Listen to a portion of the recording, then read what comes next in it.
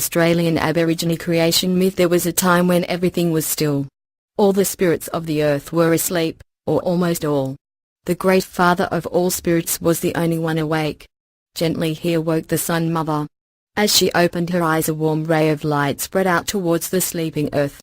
The father of all spirits said to the Sun Mother, "Mother, I have work for you. Go down to the earth and awake the sleeping spirits. Give them forms."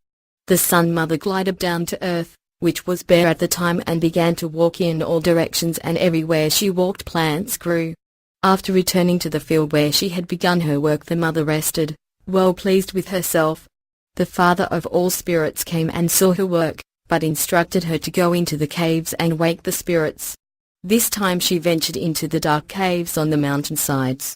The bright light that radiated from her awoke the spirits, and after she left, insects of all kinds flew out of the caves.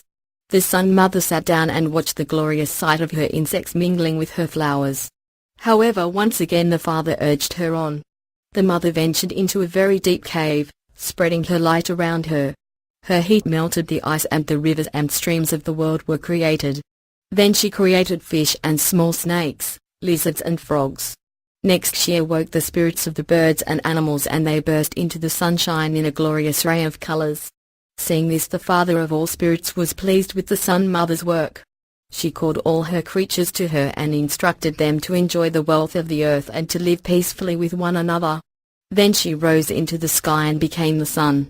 The living creatures watched the sun in awe as she crept across the sky, towards the west. However, when she finally sunk beneath the horizon, they were panic-stricken, thinking she had deserted them. All night they stood frozen in their places, thinking that the end of time had come. After what seemed to them like a lifetime, the Sun Mother peeked her head above the horizon in the east. The Earth's children learned to expect her coming and going and were no longer afraid. At first the children lived together peacefully, but eventually envy crept into their hearts. They began to argue. The Sun Mother was forced to come down from her home in the sky to mediate their bickering. She gave each creature the power to change their form to whatever they choose.